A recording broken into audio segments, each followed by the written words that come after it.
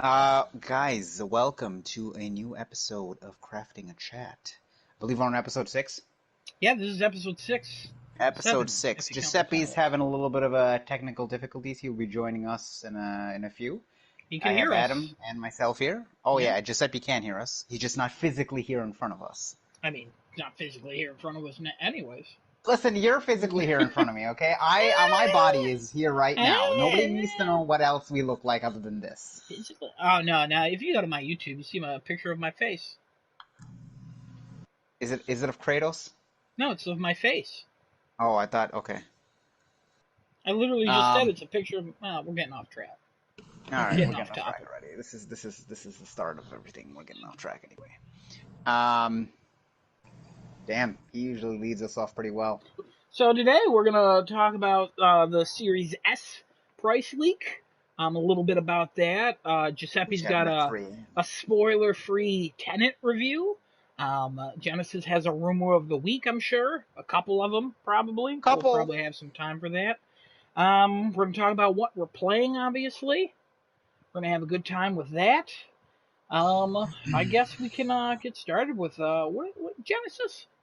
What are you playing? What have you been playing this last week? I've been playing Ghost of Tsushima and juggling between Diablo 3, a bit of Minecraft Dungeons, a little bit of Fall Guys, and I think that's it, unless we played something. I don't recall us. I don't think Oh, we no, played. we did. What did we play? We did. Me and you started City Skylines. Oh, I mean, I'm a master of that. I didn't start nothing. Well, yeah. I just, you know what? I had to be mentored by the master himself. So I I was like, the Please Mr. teach me, Sensei. Miyagi to your Danny, not Fenton. I forget his name. Danny DeVito? No, Dan. I don't know. Giuseppe can chime in if he knows the name of Danny Bonaducci. When he gets here, he'll tell us. I don't remember. Danny Bonaducci. What? No, Oh, the, no, he's here. the dude in the Miyagi and Danny. What the hell's his name? I can't think of his name. Karate Kid. Karate Kid, the only one I remember is the most recent one. No, Which I know is not very Get good. You mean Ralph Macchio? yeah, what is his character's name? Oh, it's Daniel LaRusso. Danny LaRusso, that's it. Yeah. Yeah. Well, I like you've Danny taught me pretty Phantom, well the Phantom Ghost Danny Man. Phantom. Danny Phantom. I like that show, Danny Phantom. That was actually I a good liked show. it too. Yeah, I was big fan. Big fan. Bless you. Plus, Thanks. Yeah, But, I forgot. yeah. I forgot that. I was showing you that. It's been a long week. oh yeah, it's been a long week. I can concur. It's been a long week. It was a lot of fun though. City Skylines is definitely a lot more fun than I anticipated it to be. I don't really play city builders. I don't really do anything like The Sims or anything like that, especially. So playing something like that was, I think, refreshing and nice, and I got pretty hooked on it. I think, if I do say so myself, I was pretty hooked on that game. What about you? Well, hold on now. Where are you at in Ghost? Oh, I have just gotten past the Ghost of Yarikawa, and that, let me tell you how good that was. You already know, obviously. Oh, I know. I was there. I That requested to be there. that one scene of him just completely assassinating the guys, the one leader in front of the rest of his men, just fantastic. Yeah, and the it was- special ability you get, amazing. Just, I can't wait to power that up so I can just go ham on people with that. You already felt OP, and now you're just like. I already feel like a ninja god Yeah. at that point. So Yeah. it's like I can do anything at this point. You're Just basically give me samurai give me a murdering bat cowl. Batman. Yeah, I know, yeah, right? give me a bat cowl and I'll be Batman at this point. I'm good now. It's great. I mean, Oh. I'm literally, jumping off rooftops, annihilating people. That's just You can't jump off too high though. no. That Well, roll actually, ability. you can jump off high as you want, as long as somebody is underneath to break your fall in the form of an True. assassination. True, That just is like it. real life. Just like real life. Absolutely. I agree with that 110%. But yeah, anyways. Yeah, City Skylines. I totally forgot we did that. I own the game on PC, and I'm a big fan of the game. It was my Game of the Year 2015, and it's my running gag joke of Game of the Year of every year because I I thought play it stacking was the game of the still. year gag that you have every year. No, that's real. That's stacking is great. Stacking 2, please, one day. You mean Knack 3, baby? Yeah, well, I'd rather have stacking. All right then. In all actuality, I would rather have stacking, not even as a joke. But yeah, we played that. I got the Green Cities DLC on PlayStation, so I was like, I might as well just get the trophy, so I did. I've been making my way through Assassin's Creed Odyssey. I'm doing the DLCs. Yeah, making my way through Odyssey, walking through Greece. I don't remember. Um, I beat the first 3 episodes of Legacy of the First Blade. Mm. Definitely the best DLC so far. I'm only part of the way through episode 2 of the Atlantis DLC, and I'm not liking it nearly as much. Was there Definitely anything to like about that game to begin with? yeah, no, there's a lot to like about that game, and I honestly think you would like it Mm. if it didn't have an Assassin's Creed name to it. So Yeah, if it wasn't made by Ubisoft and didn't have an Assassin's Creed name right in front of yeah, it and all that if it garbage. didn't have all the biases you have against it, then you would like it probably. Um, I don't know. It yeah, started up Origins and it was just wasn't for me. I like Origins, but at the same time, Origins is boring as fuck. I'm sorry, I don't mean to swear, but It's a Christian it's server. I boring. think we realize that. Well, actually, it's it's an agnostic server, so please, sir, Whatever. Explain the definition please, of sir. that. What does that mean now? But you don't really care. Oh, I see. Right. You don't deny, but you don't necessarily believe. Yeah, you So just I've been don't. denied already. Everyone I can. don't. I'm not. I've been denied passage into You're this. Sweden. You're Switzerland. Yeah, Neutral you do territory. whatever you want, man. It's fine. I'm a tall 6'3" blonde goddess. You know what I'm talking about? I know Um, you're Mm. 6'3". I mean, you're generally taller than all of us here. You're even taller than 6'2" Lawrence. what? What? The I'm guy definitely that not. I'm definitely not no six foot no two. the no Who? Wait, who? the other guy Lawrence, not just not no Giuseppe. Who are you talking about? I'm talking about the 6'2" god Lawrence. I've been Okay. playing a lot of Odyssey. Is that a Greek god? I don't recognize it. Maybe maybe Sounds I Italian. Sounds Italian. Maybe Cuban. he does I he don't know. does. Anyways, I didn't play the Forest at all this last week. I've done no Fall Guys. I think Oh, we should play the forest. nah. I'm No. just so I have to do 100 days and I'm so burnt out. Yeah, but the Um, multiplayer is usually fun, especially with just destroying people with rocks. yeah, no, it's fun, but it's some I'm just so mad at it. Maybe we can play this week. Um, but I think I mentioned this last week on this that I started moving around my bedroom so I could get the VR set up. I finally got that all set up. I got a whole space for it. And I bought Beat Saber and the Linkin Park music pack. And I played that Nice. for Did an you try any of the hour. songs? I did the campaign. I didn't finish all the campaign. I'm only maybe like 10 songs into the campaign. Hmm. I'm doing it on like normal and some easy songs. I'm not very good at the game. I gotta be honest. Also, y'all don't know what I look like in real life because the photo of me is of as a child. I'm a big fat boy. Um, and actually, that's a lie. I'm an obese boy, morbidly, some would say. And I decided, since we're all locked up here, um, I needed to do some sort of exercise. Because, as Genesis pointed out earlier in the week, what's the point of me having legs anymore? Because I roll over to my work chair, and I roll to the bathroom and the shower, and I roll back to bed. That's the end of it. But I mean, listen, downloaded Beat Saber, you so could get your exercise in just cutting your legs off at that point. yeah. You just cut it off and it's good. Honestly, that would take a lot out of me. You know, it's a whole like 40 pounds right there, one leg. A lot of meat on them bones. I mean, But you yeah, got no, food for a week. yeah. But started Beat Saber up, played it for about an hour. I got real sweaty, like grossly sweaty.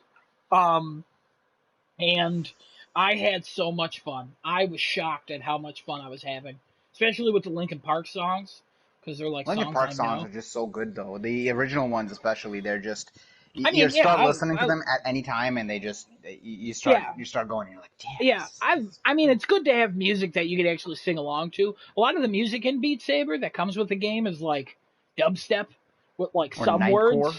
Yeah, like it's all it. I mean, they're good songs, like they work.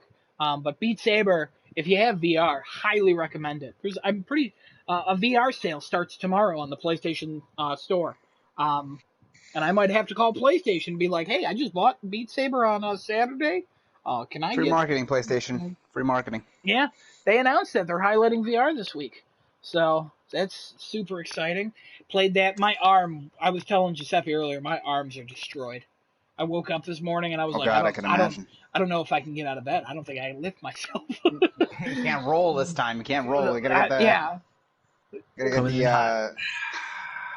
There he Ta-da! is. Ta-da! Hey. Woo! I was Ah, excited There's right our now, but fearless I leader. was even more excited when I was playing Beat Saber. So that's how it much Mm. I was liked Beat Saber. So. And I plan to do that 5 days a week. I didn't do it today because I worked a lot of overtime and my arm still hurts. So, but Oh, yeah, so that'll be that's your actual weekly exercise that you get. yeah.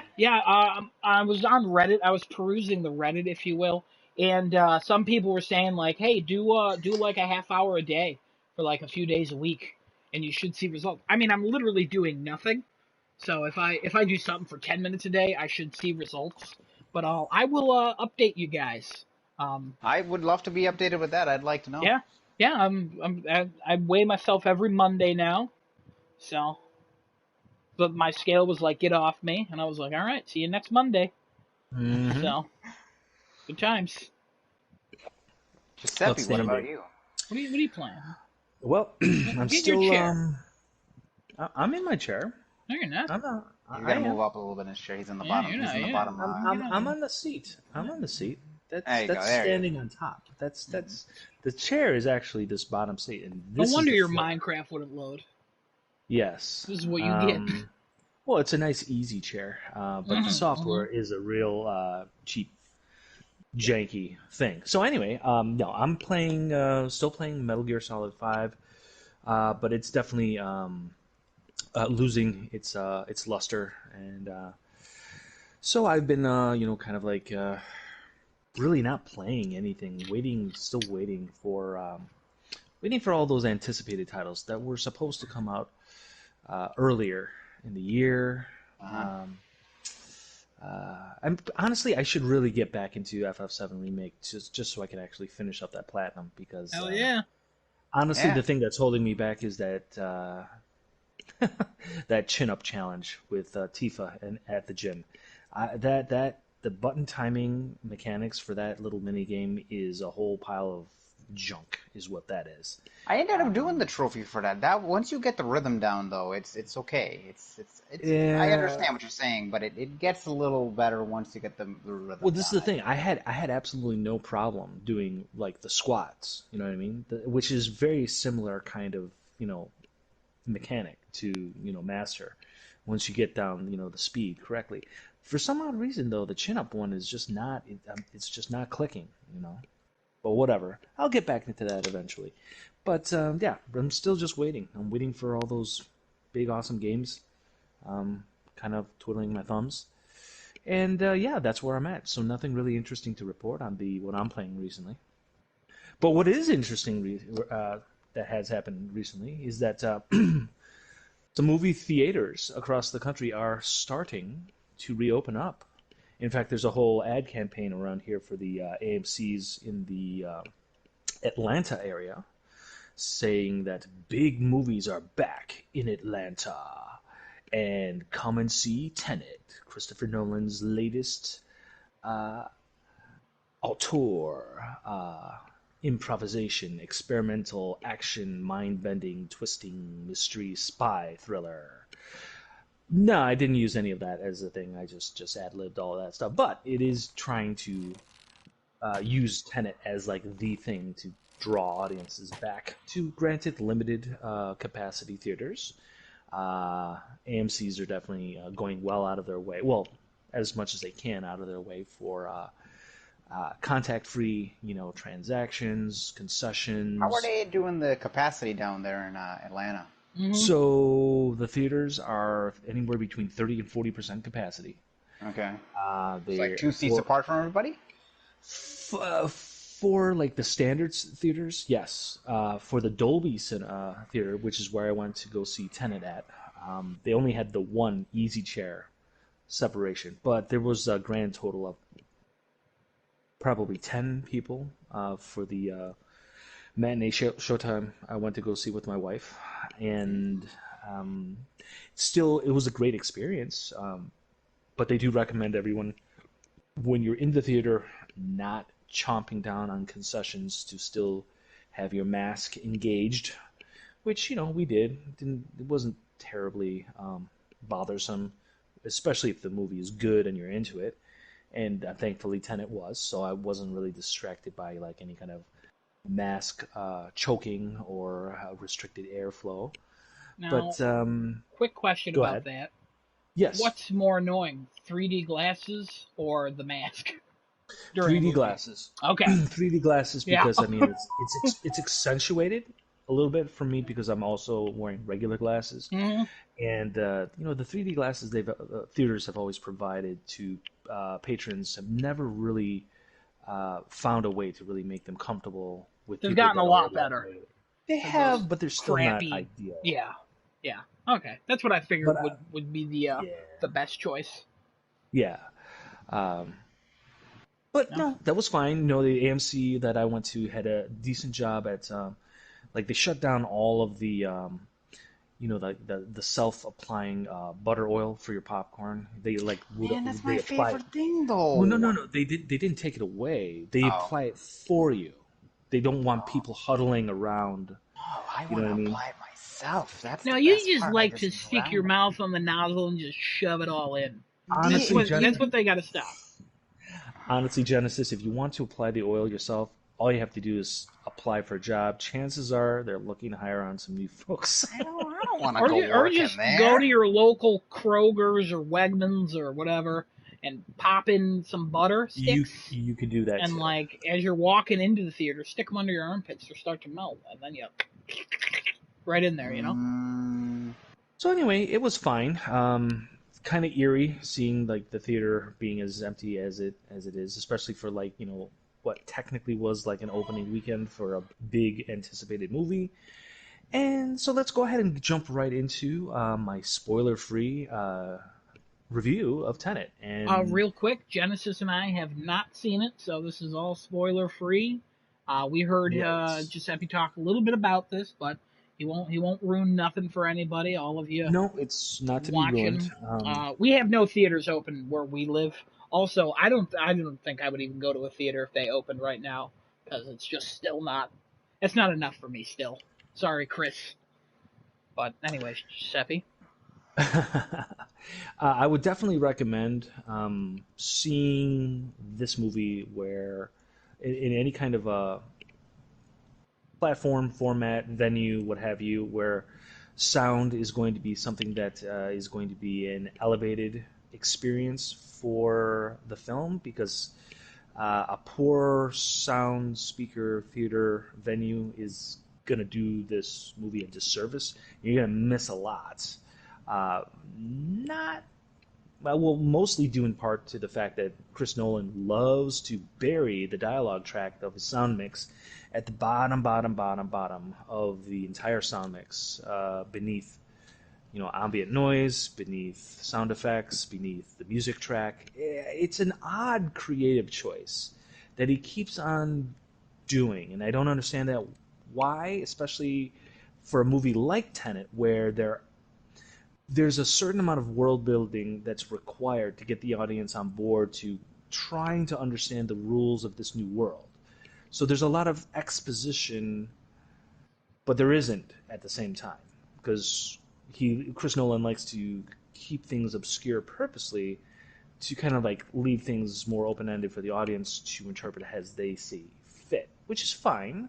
But I feel like a movie like Tenet really requires the audience's attention from the very get go. And I do recommend that you go in not like partially sleepy or anything like that. Make sure you have some good caffeine in you. Pay attention from the beginning and just try to keep up for the initial wave of stuff. And then once you get past that, the movie eventually will start to piece together pretty well, or at least well enough for, I would say, engaged audiences. Yes, for your average audience member that's looking for just to jump into a theater, and just like switch off and enjoy a blockbuster, you may be a little frustrated with this kind of an experience because it requires an active mind to really appreciate what's going on and where it's leading you. So in that regards, Tenet, it comes up a little short in the accessibility department. It's a very ambitious plot, and I'm not entirely sure that it hits on all the points at all times. And as I spoke with Adam yesterday, I believe, I was going over a few thoughts, talking about it, and I was talking about how the confusing parts of Tenet are, for me, was not about any scenes or details that they show during the runtime of the film itself. The things that confused me were the motivations and the machinations of the influences on the story and the plot and the characters that are not shown, that are off screen, but that are referenced in very, very brief ways to kind of explain why, like, the entire conflict of Tenet is happening in the first place. That's kind of a significant disconnect. It's kind of like along the lines of the whole Star Wars sequel trilogy and how none of those films really explained where these First Order guys came from. Well, they're just there, and they're bigger and badder and worse than the Empire was before. And just like that, they're more powerful, influential, and a threat than the quote-unquote New Republic. Well, that's kind of a big detail. And again, the main reason why any of the conflict for the sequel trilogy is happening in the first place. So, and there's something similar that's happening in Tenet, just to a lesser scale. But it's along those lines, and that's the thing that was most confusing to me as a viewer. And I wish I would have gotten a little bit more in that regard for exposition wise, because that would have given this world a little bit of better framework for me to understand, well, why it's so important for everybody that's in the conflict, between John David Washington and Robert Pattinson, like why they have the sense of urgency that they do. But that being said, regardless of the ambitious plot, I would say you definitely want to go to see the action, because the action sequences, particularly the close quarter combat, fisticuffs and gung fu, pseudo gunplay action, it's really cool to see. It's interesting to see which sequences are actually being played back in reverse versus the choreography, the fight choreography that was actually planned out to play out in reverse. So John David Washington and various stunt actors, they trained doing their fight scenes in reverse motion, and it's a really neat thing to see, especially when people start getting flipped and thrown and whatnot, bounding about the room, being dragged across floors. It's a really cool thing to see, and in Chris Nolan has always been fairly well at using practical effects to accentuate those kinds of visual trickery. And this is another thing that he really continues to do in Tenet. That's a really, really cool thing. It gives the film a visceral quality to the action that you lose when you have the entire frame be flooded with CG plastic nonsense. It's like, oh, it's just too many pew-pews and lasers and stuff going on. It's like your brain's on overload, like a Transformers film. It's like, oh, Optimus is going to go and start chopping up some Decepticons. That means a whole lot of shaky cam and a motion blur and all this stuff flying on the screen. You can't really get a sense of the action or the characters or the scale or the scope or anything. And Tenet does that to a lesser degree. There is a significant portion of shaky cam here still as well. And there's a little bit of, sometimes the camera gets in a little too close, as Chris Nolan has demonstrated in like the Dark Knight trilogy, for Yep. instance, when Yep. Batman does his CQC stuff. Yeah, it doesn't showcase the actual combat as well as you'd like it, because you want to see Batman, kick some butt. Um, but again, the reason he does it, at least the way I saw it in Tenet, is that it masks a little bit of the difficulty of the whole. Well, there's a guy who's kind of like moving in reverse time, fighting a guy who's moving in regular time. So how do you really present that visually to an audience? Well, a little bit of shaking cam and a little bit of close-up action, will help kind of obscure any of the mistakes or the janky motion in your action within the frame. But outside of that, um, I think it's a good if you've listened to any of the YouTube reviews regarding Tenet, a lot of them have directed the viewers to kind of like take the whole ambitious time bending elements of the film, take that off the board for a moment, and then just simply think of it as like a spy thriller. And I think that's actually a very good framework to go into Tenet with, especially if you're not really prepared to like visually engage and like start like making mental notes of all the little things that they start dropping early on. If you do that, you'll definitely enjoy the film overall a little bit better, because again, it does pick up, it makes connections the further along during the runtime. Robert Pattinson and John David Washington are very, very good. They're definitely dialed in. They're into their performances. They care. It shows. They're both physical enough for it. Although John David Washington is definitely, you can tell he's definitely called upon to be like the physical performer, being the technical lead. He has the lion's share of the screen time. So he does a great job. Kenneth Branagh, yeah, I like Kenneth Branagh in general. I'm gonna leave that for the audience to decide.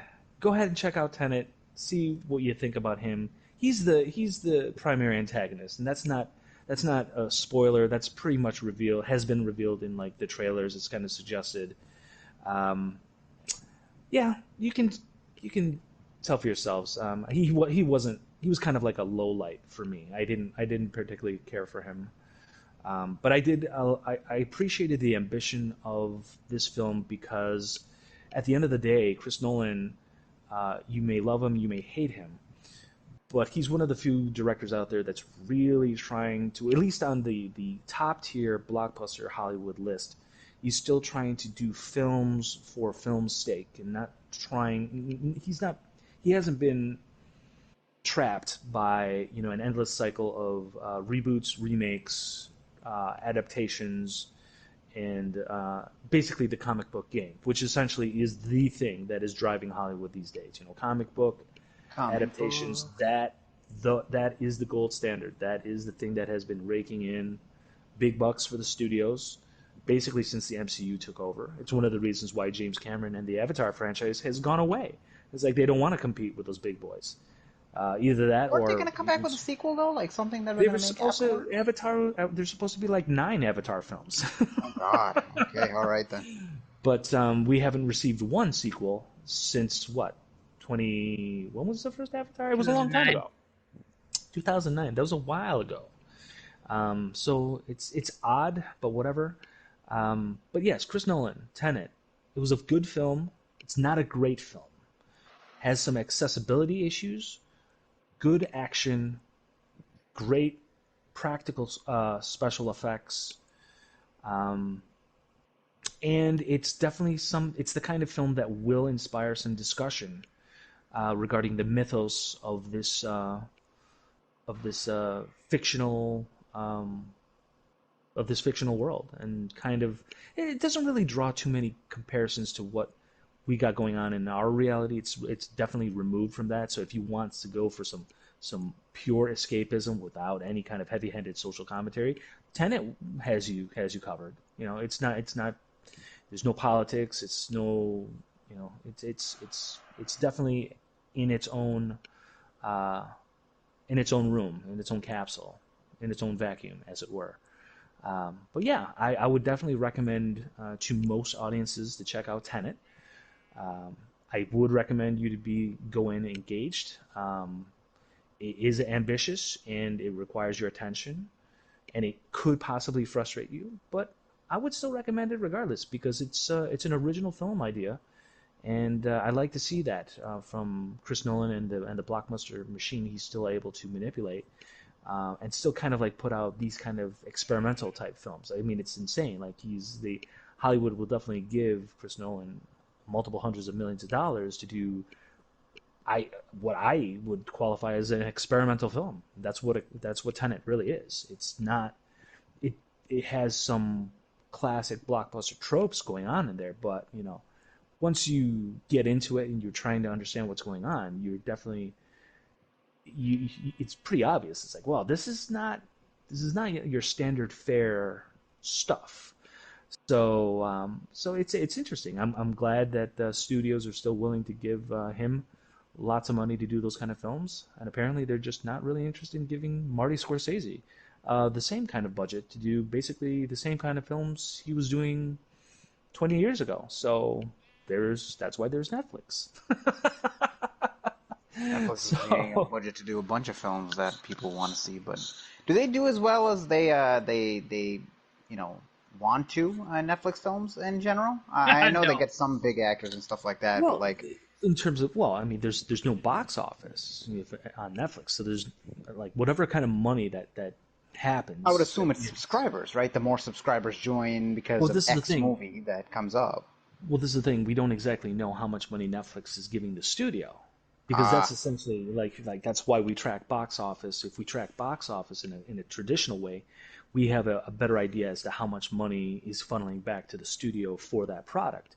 Without the box office, we don't really know what Netflix is giving, like Warner Brothers or Sony TriStar, Columbia, Disney, what have you. We don't really know. I'm sure there's a way to know, but I don't think it's readily available because Netflix isn't particularly transparent with their concurrent user views and all that. That kind of data is not easy to come by, and I would imagine Netflix would want to keep that pretty close to the vest. That's not something that they want to share. But I would imagine that any film that bypasses the box office is losing out on a significant portion of profit uh, for not having a theatrical release. Now, granted, there's a lot of additional expense that's involved with pushing a film towards a global theatrical release. Heck, even for like a limited, Los Angeles, New York, and any other kind of like peppered in major cities like Chicago. Um, Even something like that is a considerable expense because now you're looking at a more significant advertising budget, which can easily basically double your production budget just like that in a snap. So I mean, there's give and take, but for an event film, and I would definitely qualify Chris Nolan like special effect feature films as event films. Maybe not on the scale of an MCU, but it's up there. It's worth seeing in a major film uh, venue to get that big screen and the big sound experience to really get it in there. Even for people that have like awesome 4K, 8K TVs with surround sound systems at home, it's just not the same. Getting it on if it were available on video on demand. So I would I can still, agree with that. I can agree with that. yeah, I But would definitely not push anybody out there to drop what you're doing if you don't feel comfortable going back to theaters. I'm not saying that at all. You got to do you. You got to be comfortable, take care of your family, be safe, do what you feel is right. But I would definitely say that if you have the opportunity to and you don't feel as uncomfortable with the theatrical environment, and theaters are, or at least the one that I went to definitely was taking steps to keep things as clean as possible, as socially distanced as possible, and as safe as possible. I would definitely recommend supporting Tenet at the theaters. and it doesn't have to be now, but I would definitely recommend it eventually, because soon enough, all of the other anticipated summer blockbusters that got kicked to later in the year, they're going to start coming out again, and then you're going to have a little bit of an issue. It's like, okay, well, we got a lot to pick and choose from in a short window of time. And for me, I just really want to make sure that I have plenty of opportunity to see some of those highly anticipated films that we were supposed to get. But yeah, Tenet, I would give it a solid B plus in general. Good, not great, but still would recommend it because it's a unique original concept by Chris Nolan. Wow. And there you go. Yeah. Cool. Just a little tidbit about Netflix budgets. They do sometimes release what the budgets are, like The Irishman. It was 125 million, but then went up to 160 million. So they do talk about budgets every so often. So how much did the studio get back, though? Oh, I have no idea. That's not that's really what they don't talk I'm about. Yeah, that's what I'm really more interested in. I don't even know if they would be able to factor in, like, that has to be like over years, like what they expect to gain from making a movie like that. Like, I can't imagine that it's the same kind of process as like a movie, because it's not tickets being sold. It's like, oh, I could get Netflix because it has The Irishman. Oh, it also has a bunch of TV shows. So that I'm curious about too, but I have no idea how that side of their business even works. I mean, they always say they're losing money, like, all the time. So I don't think they've ever turned a profit. Which is odd. But based on that mindset alone, it makes me think that it's even less profitable, at least for the studios, looking to recoup their budget, whatever money that they originally sink into a project. They're even less interested to go to some kind of a streaming platform and say, here, buy this product. Because they won't see immediate returns the way that box office delivers. So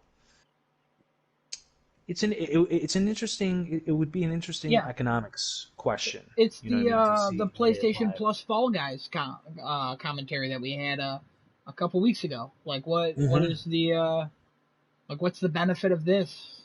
Clearly the benefit was it exploded. If that wasn't on Plus, I don't think it would have exploded as much as it did. But absolutely, I would agree. PlayStation definitely gained traction being able to do that. But here's a question that I have. So, like, in the current climate of things and how things are today, like, for example, Mulan just came out on Disney Plus. Obviously, if you want premiere access, you pay $30, and then if you want to watch it for your same price in Disney Plus, you wait till December 4th. So, what is I understand that, they can't show their movies in movie theaters and things like that, but, like, I think a couple months back, I think Adam and I were talking, or all three of us maybe were talking about how Universal was it Universal or Paramount wanted to pull all our movies. Universal wanted to pull all our movies out of theaters and just show it on their streaming platform, and the theaters were like, want to show all the. They wanted to have it started streaming with Trolls. first. Yeah, because that was before the theaters were like, we're not closing. We're only closing for a month. Like, don't just hold it off. That was before all this. So theaters have now realized that they had to close for some time, and streaming is possible now. So that kind of went all over the place. That one, that's a complicated issue. But that is definitely an option on the table, especially for big guys like Universal, Disney, things like that.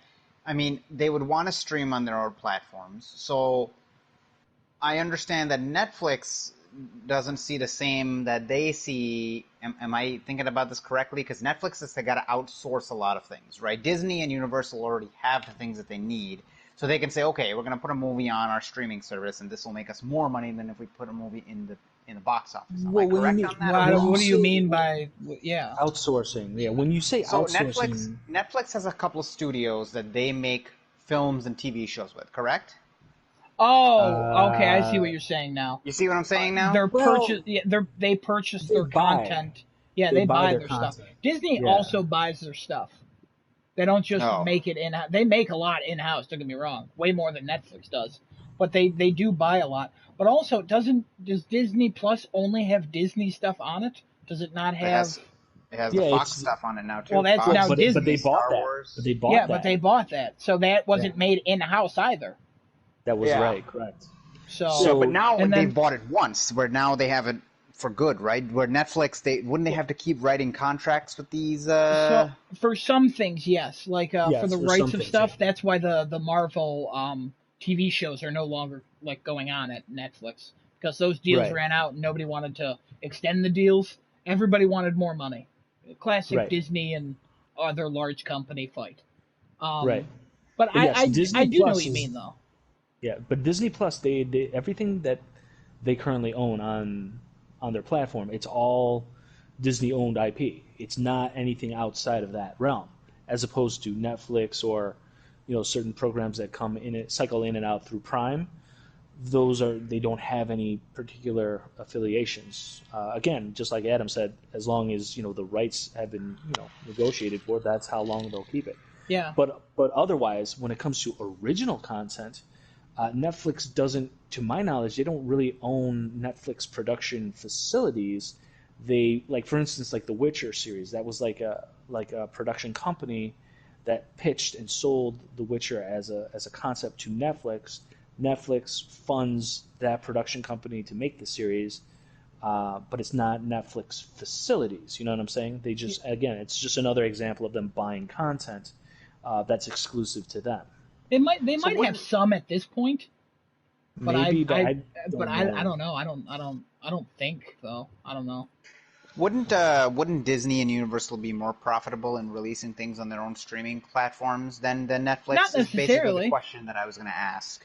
Okay, because so they not like if you necessarily. think about it, they have to put more money into it. Like they have to pay literally everybody. Netflix has to come up with a deal for that production company to sell it to them. Right. Disney has to put all that money into it, and they're not coming up with a deal with themselves. They have to come up with a budget, set that budget because they have an idea of how much they think that show or movie is going to do for them. So Hmm. Hmm. there's certain risk with both, and there's I see.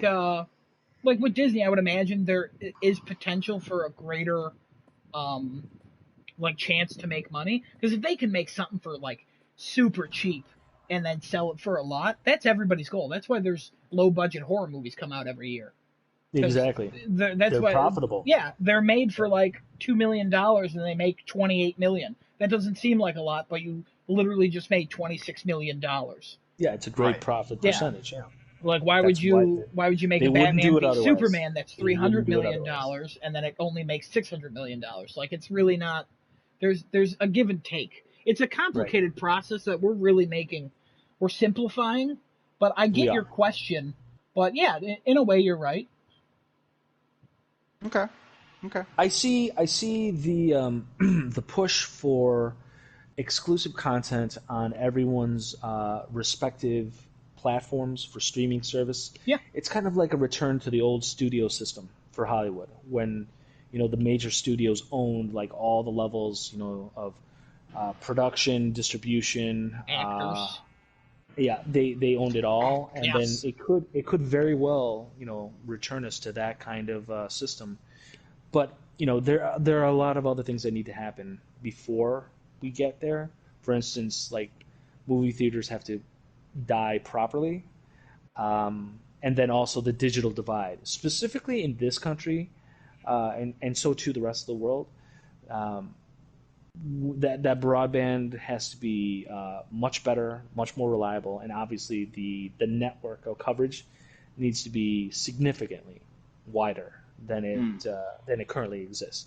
Once those things happen, it's possible we will, but until then, streaming is just a very good, viable alternative to get content.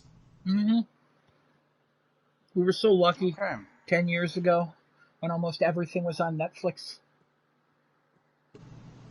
We were so young and And foolish now it's back not then. everying, but still, Netflix Oh, has a Netflix has lot of great stuff. content. Yeah, I mean, I still So pay for Netflix. I'll never get Disney Plus as long as I live. there you go. Unless they I buy mean I Batman or don't even something. I don't even pay for Netflix at this point, obviously, but I have Disney Plus and I have like two other streaming services, Crunchyroll and Hulu, I think. See, maybe if Disney like diversifies their platform a little bit more, I would go to Disney. It's just all Disney stuff. Even Yeah. the Fox stuff, it's like, hey, we've edited these down. Okay, great. See, I don't want this. Well, that's one of the appeals that I bought it for. Obviously, the wife and I sit and watch a lot of the Disney stuff, and then obviously Yeah. the Marvel shows that they said that was going to pop up on there with all the Marvel movies. So Still waiting.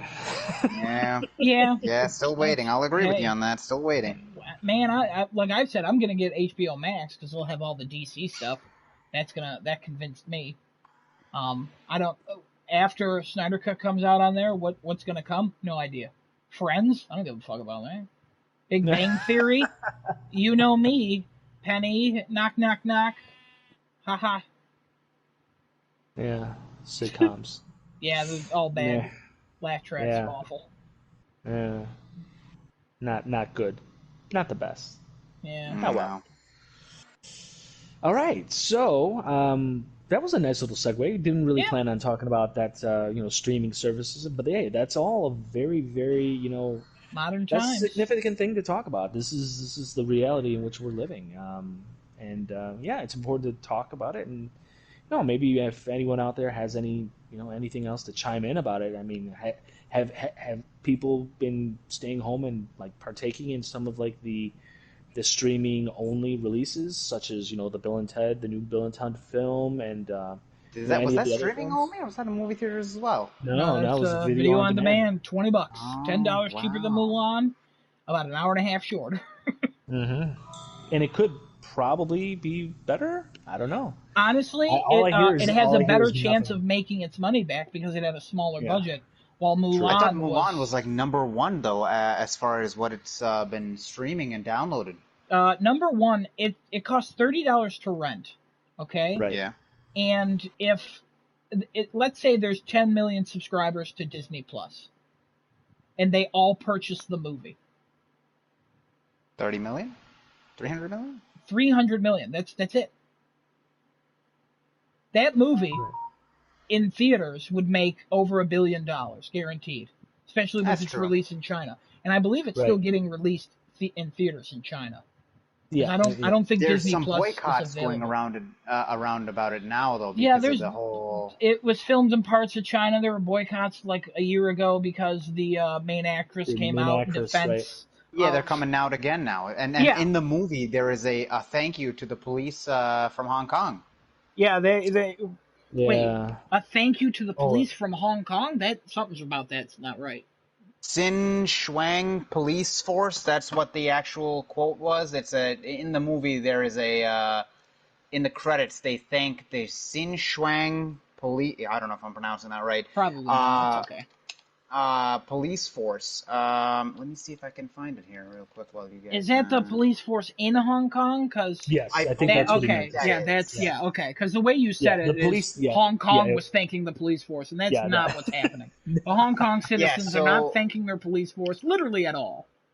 yeah, no. So the film thanks Xinjiang authorities in the Mulan credits Yeah, Hmm. that's some garbage right specifically. there.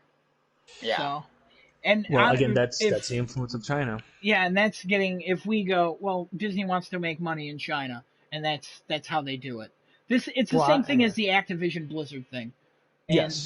there Yes. will be backlash. The company will be like, we try to stay and like as a third party, and we try to remain on the line of not offending anyone and literally saying nothing about anything. And this is what we're Mm. saying. We support all of you. Okay, good job, Disney. See you later. Right. Go get out of here. You're literally added nothing to this, and you probably made it worse, if I'm honest with you. So Yeah. yeah, More than that's one of the reasons why I More wouldn't than see that likely. movie. Also, they completely changed the movie, and I don't need Yes, they did musicals and all completely change that. them. But Is the motivation. Mushu even in the movie? No, they've got rid of mystical elements because What they a found that piece insulting to of the garbage. Chinese nation, except that woman who turns into a bird. Because, and people who run up walls at 90-degree angles. It's not important, though. Listen. Mushu was the pinnacle of that And movie. Mushu was Without kind of annoying. Mushu, They've also. Do you want to know some changes about Mulan real quick? yeah, go ahead. Yeah. Why We not? can Okay, so the movie starts off real quick. No spoilers here, but I'm going to tell you like a couple scenes. The movie starts off with Mulan being born, and she basically has superpowers. She is the chosen one. So they kind of made her like a Rey or like basically a superhero. So when she takes over for her dad, it was obvious she was going to take over for her dad. She disguises herself as a man for a very short amount of time in the movie. Um, she works with one of the bad people to be good, like to one Not of the Genghis bad Khan. people. No, one of the bad people literally lead No, her throughout the whole movie. They don't like it's it's not Genghis Khan either. It's it's not. not Genghis Yeah. Khan. Yeah, that's not. That's terrible too. Come on now. Well, well, Yeah, that way it wasn't Genghis Khan in the original. It was no, I forget his yeah, It name. was It Disney's was the Hun. interpretation of Genghis it was a Khan. hunt. Yeah. You know, it Yeah, it was was the Hun. Mulan, funny enough, is also the Disney character that's killed the most people because that avalanche included that avalanche killed a 2,000. lot of people. That Yep. avalanche included 2,000 animations of soldiers, and you only see 6 survive. So she Mm-hmm. actually killed 1,994. So if you don't count So horses, there are also 2,000 of them. Anyways, there's also um, that movie is just there's so much about it I don't like. Like I get why they changed the main love interest. The main love interest in the original movie is her commander, but they changed it because if it's a commander that seems like he's kind of abusing his position of power, so they changed it to a guy that's also in her like ranks with her that she falls in love with, and it's just weird. There's nothing Weird. about that movie where I'm like, yeah, this was a good change. But I don't understand any Disney live action remake, and I don't have the nostalgia for it. So that's why. well, they've all fallen into the same kind of like formulaic, desperate attempts at reproduction, recreation, and recapturing the lightning in a bottle, and it's all panned out pretty terribly in terms of like the creative choices that they make. I mean, Lion King live action remake like, made almost all the money in the world, so they're going to keep on doing what Yeah, they they're come going to out, keep they're on doing it, prettier, they look cool, but they just but they're don't have the not. heart and soul. They don't, and they're just also not as good either. But they still make the money because of, again, the strength of those IPs that they're based upon. You know what I mean? If those, Yeah, like for instance, if we lived in a world where that golden era of the live action Disney features, between it started with Little Mermaid, Beauty and the Beast, Aladdin, and then Lion King, like those four back to back. If those four films never came out back then, but they were released in this Hollywood economy today, those films would make all the money in the world. they because they're great. They're All the great money because films they're that stand great up. films. Yeah, Exactly. And that's probably the only reason why these live action remakes make the money that they do, because again they're harkening back on of better source material than what they ultimately produce with their reimagining. So, but they're going to keep on doing it, and they're going to keep on hiring their best friend's sister's cousin's boyfriend, who saw Ferris pass out at 21 Flavors last night, to direct and write and come up with these like Adam suggests, heartless remakes and adaptations of past greatness, because money, and money is the only reason why they do what they do. also So real yeah, quick, I've never seen the remake of The Lion King because nothing about it seemed good. Except the voice it cast seems wasn't. pretty solid. Um, but Yeah, they were good, the but I mean, like, it was the not that scene great. where a spoiler alert for Lion King, the scene where Mufasa dies Oh, oh yeah. is What? I is love when you say that name. Why terrible. don't you say that again? Mufasa. Mufasa. The Mufasa, scene Mufasa, where he Mufasa. dies in the remake is terrible. Like, it is not good. Like, how does a cartoon show more emotion and the music, the swelling of the music in that scene, and oh my Oh god, yeah, it's so bad. It is so bad. I mean, you shouldn't really I have agree. to. You shouldn't really compare them because whatever. But at the same time, it's like, why would you? Why? Who The comparisons, made look, that this. and looked and was like, yeah, let's put this out. Okay, for anyone out there, and again, now we're segueing a little bit No, too we're on this. not. You're about That's to. totally fine. Hold on. For anybody that ever says it's not fair to compare, I'm sorry. it is completely fair to compare when it comes to remakes and reboots and what have you. I'm sorry, that's the nature of the game. They would that project wouldn't exist at all without the strength of the original source material, the original film that made that idea great in the first place. So, no, it's always completely fair to compare when it comes to remakes and reboots. I'm sorry, it has to happen. And I mean, I think it's fair to compare literally anything, but at the same time, it's like, does it stand on its own? I still think no, and no, they don't. that's They what I was definitely going don't. with. It not even to compare. It doesn't stand on its own at all. No, That correct. other people, if someone is saying like, well, this is a completely different movie. No, it's not. It's clearly a remake, like almost a shot for shot remake, for And some line for reason, line. and worse. Yeah, and somehow worse, so much worse. Oh my god, so much worse. Well, I Adam, just ugh. Adam, you said it perfectly. No heart, no soul. It's just a mass-produced assembly line product that looks. That don't get me wrong, they look pretty. They look real good. High production design. You can tell where all the budget dollars went. It wasn't just to line Will Smith's pocket with more monies. You know what I mean? Like set design, choreography, like effects. Some of them not so good, but Casting, some of them. yeah. But I mean, you can tell where the money goes. You can see they're big and pretty and great, but they're looking style over substance. It's the very definition of it. So no, Adam, you said it. You said it perfectly. That is exactly what it is in regards to these live action Disney remakes. And hopefully, I don't know. Well, the well is going to dry out soon enough if they keep on, cranking them out at the rate that they are. So yeah, Yeah. so All that's right. where we stand in regards to that. So now, moving things There you go. along. Your review of Tenet. All right. Yeah, well, we kind of like took a couple of different Side. segues there, but that's Side. fine. But I understand there's some additional information we want to discuss regarding the Xbox Series S. Genesis, It's will you finally lead us in? here. It took so long. I wish I could sing really well, but okay. Um, Okay. Or well. so at what? You said Aw. really well.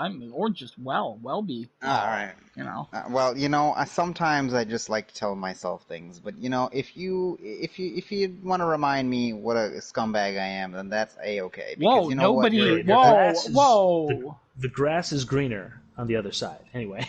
Yeah. So yeah, late last night, about 3 a.m. because I think we. What? Oh. Uh, um, we were up until I want to say like maybe 12:30, closer to 1, looking at a leak that got posted yesterday of some. I don't recall ever seeing this guy's name Brad Sams ever before, but I Mm. could be wrong on that. Saying, "Hey guys, check this out. This is the screenshot of the Xbox Series S, and here's a price."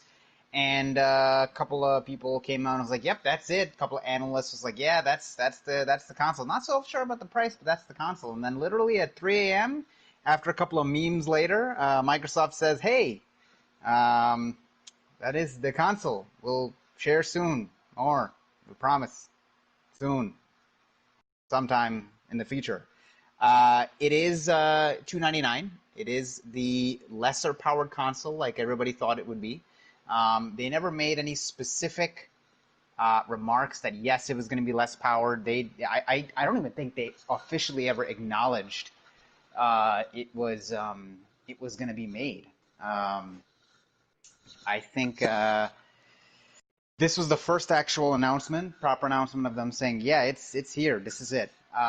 And while they have not officially confirmed the Big Brother, the Series X's price, they have indeed said this is $299. Here's what it's all about, and gave an intro video, which apparently a lot of people had some stuff on it. Like as the first like board broke, everything afterwards just broke. They're like, well, I guess I shouldn't hold on to this anymore. Like I saw a couple of tweets come through like that. I was like, that's odd. And we finally have at least one of the prices of the next generation consoles, which is going to be a underpowered 1440p console. It is only 512 gigs of SSD. It is upscaling 4K, so it's not true 4K. It's checkerboarded 4K since it's 1440p. And it is diskless. So basically, you're looking at just cloud-based or hard drive-based gaming. So perfect for not Xbox hard Game drive. Pass. Well, you can install some of your games, but I'm assuming if you buy digital games, you can install it on that solid-state drive. Sorry, not hard drive. You're correct. But that is one of the bigger things that was announced very late last night. It was odd how they announced it at 3 a.m. in the morning, and then, Well, they had that wonderful tweet of like that. I don't know what the meme is with the monkey it's like the looking guy, to the yeah, side. the guy looking back at Yeah, that was tweet that great. came out, and then right that was after so that, funny. they're like, okay, I guess we better say it. I am not sure if that was deliberate or not. It doesn't seem like it was deliberate because why would you announce something at 3 a.m. in the morning unless 100% they did not want that to happen. Yeah, guaranteed. Yeah. No, they probably have an event like later this month or like early October. I would imagine later this month. They probably are going to announce something in the next real like bad week trouble or so. lost their job. Apparently, at that point, they're like, oh, "How could you do this?" Honestly, it's not the way they wanted it to come out, but I would say like it's a very interesting it still way came that out they in a let good it out. way. Reaction seemed but positive. but still, I don't understand why the need to hold back on this information. I mean, like I get that these companies they don't want to do anything to upset the market in a way that would cause consumer confidence in a new product launch to waver in any way. Because again, 2020, COVID, everything that's happened, all of that will influence this product launch that's happening at the end of the year. So it's a very delicate balance, and I understand it. However, I'm just saying, it's like I don't understand the need to hold back on this information. And if they were a little bit more transparent sooner than later, it just seems like they would be able to control the narrative a little bit better and to maximize it, the sharing of information in the way that they, like you said, Genesis, in the way that they would prefer it to be ultimately. You know what I mean? I don't know. I just don't understand I don't understand the reasoning behind that when they could very easily just deal with that. I guarantee you there are some reasonings behind it, and there's probably a reason we don't know it. So I definitely don't deny that. That's possible maybe it's just I just me, don't but understand like it is very strange. It's very strange. Like why? How come a company doesn't just say like, oh, this is how much it costs? Like we also don't know like when did they figure this price out? I guarantee you they figured it out a while ago. But I too agree. I'm sure they've been trying to be like, okay, when are we gonna release this? What are we doing? Like they're trying to figure it out. Especially this year, everything's all messed up. So this is not something they wanted to happen in this way. But at this point, like, who cares? Just I wouldn't be shocked if Sony puts out like a 3-hour video on the PlayStation 5 at 3 in the morning, and it's not even leaked. I wouldn't be shocked if that happened. Just I don't know if they'd want to do that. There's a lot of hype behind the PS5 itself, but they wouldn't. But I wouldn't be shocked at this point.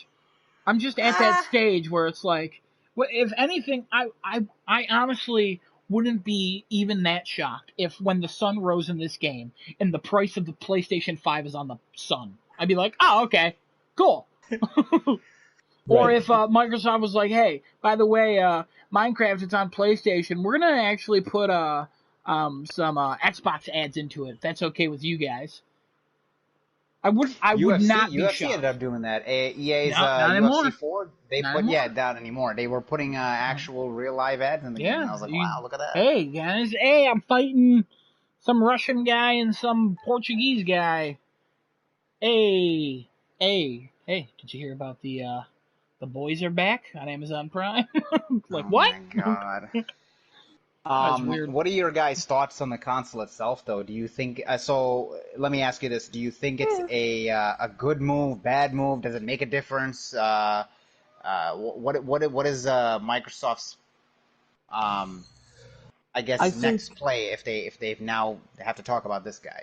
well, I think they're putting that information out. They're leading with a less powerful hardware with a lower price point to soften the blow of the inevitable true price of like the real system that they want to be like the flagship.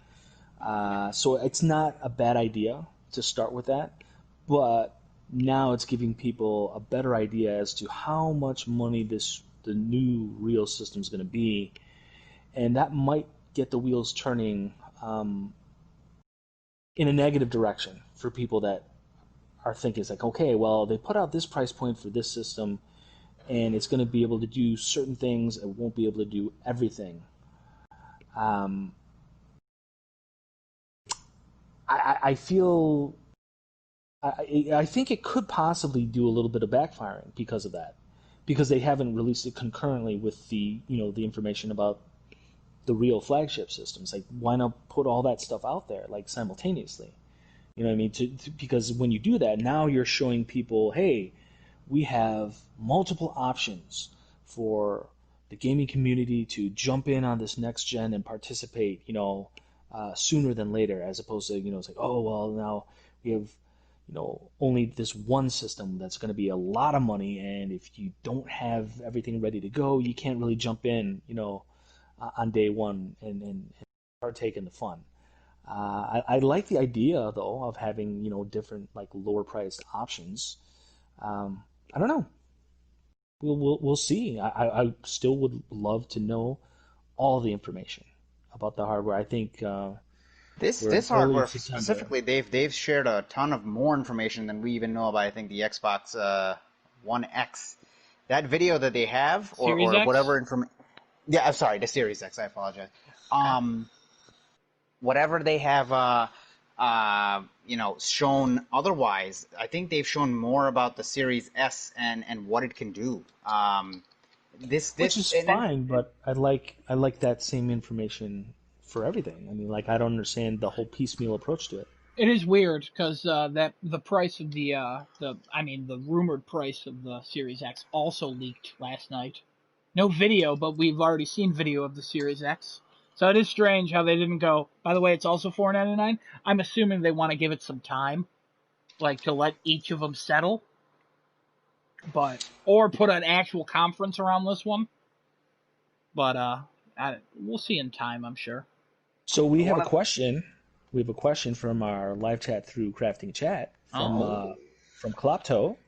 Klopto would like to ask the panel, what do we think about the new PS4 controller and the PS4 options? So kind of like relating to what we're talking about, Series S, Series X. Um, so yeah, thoughts on that, really quick. I know you're getting knee deep into the Xbox stuff, but Are how about a you quick asking the segue? PS5 controller or PS4 controller? PS. You know what? I think he's yeah. What's the referencing the new PS5. He PS4 said controller? he said PS4, but I'm pretty sure he's talking about the PS5. I'm Okay. pretty sure that's what we're thinking about because the PS5 controller is a new design, um, Yeah, it's and then PS5 options. Yes. crazy So looking. I mean I've I've said it to you guys before that I like the Sony controllers. I prefer the Sony's controllers. Actually, my favorite controller is still the GameCube controller. Don't judge me. My hands are stupid. And I think the PS4 one's very yikes. comfortable. I know. I think the PS4 one's very comfortable. I think there's a lot to improve, like the sticks. I think the sticks are pretty bad on this Absolutely, controller. absolutely on the Um, sticks. but Hmm. I love the touchpad, the bright bar. I don't like initially I didn't like how it looked much thicker. I didn't. It looks more like an Xbox 360 controller, Hmm. and that that kind of turned me off a little bit. But it really depends. I have to hold it. I have to hold it. I have to use it.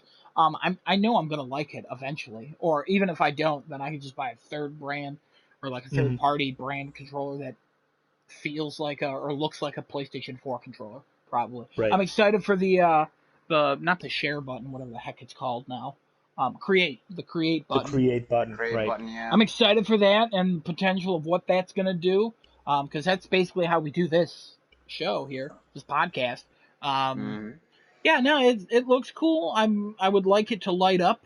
There was that Reddit video. Yes, if But that at the does same that somehow, time, that'd be amazing. that would kill the battery. I've never had an issue That with the would. battery on mine because I live in my room, and I have USB extension cables, and I just let things charge overnight or while I'm Yeah. playing. So Well, I it's mean, never been an issue with me. comparatively, So this controller has an what is it, an 800 milliamp hour battery? I think I it's have an no idea. 800. It lasts It's on the about back. 6 to 8 hours. It's an 800 milliamp hour battery. Comparatively, the PlayStation 5 controller has a 1560 milliamp hour battery. So 1560, that's like what? At least 500 milliamps hour more there. Yeah, but it 600 also milliamp has hour more more. features in the controller. Right.